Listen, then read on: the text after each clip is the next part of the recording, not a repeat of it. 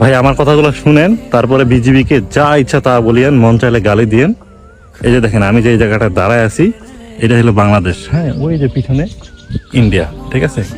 তো বাংলাদেশের জমিগুলোতে কিন্তু এই যে দেখেন ধান লাগাইছে সবগুলাতে, ঠিক আছে। আর এই যে পিছনে দেখেন, পিছনে যে জমিগুলো আছে এগুলো সব ইন্ডিয়ান জমি, ঠিক আছে। এগুলাতে কিন্তু ধান টান লাগায় নেই, একেবারে ফাঁকা।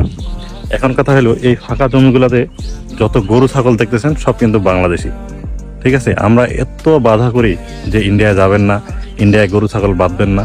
এই যে আমরা আসছি, আইসা এখন বইকা টইকা মনে করেন যে গরু ছাগল সব উঠাই দিয়ে চলে যাব, আবার কালকে আসে দেখবো যা তাই। এখন পাটগ্রাম সীমান্তে দুইজনরে গুলি করছে, দুইজন মারা গেছে। এগুলো নিয়ে অনেক সাংবাদিক বলতেছে যে বিজিবি কি করে, অনেক মানুষজন বলতেছে বিজিবি কি করে। তো ভাই আমরা কি করব? একটা জিনিস বুঝেন, বাঙালি জাতি হলো আবেগী জাতি। তারা মনে করতেছে বিজিবি কিছু বলতেছে না, ঠিক আছে। কিন্তু আমরা কত রকম চেষ্টা করি, এটা আসলে আপনাদেরকে বলে বুঝাইতে পারবো না, ঠিক আছে। এই যে আমি আপনাদেরকে দেখাই, এই যে দেখেন সামনে কিন্তু বর্ডার, এই যে বর্ডার, ঠিক আছে। এই যে ইন্ডিয়ান সব কিছু কিন্তু দেখা যায়। এই যে গরু ছাগল দেখতেছেন, এগুলো সব কিন্তু বাংলাদেশি গরু ছাগল, ঠিক আছে। তো ভাই কি বলবো, কিছু বলার নাই। এখন এই কথাগুলো শুধুমাত্র বোঝার জন্য বললাম।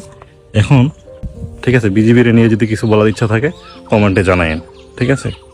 আমরা আপনাদের ভালোর জন্য অনেক কিছু করার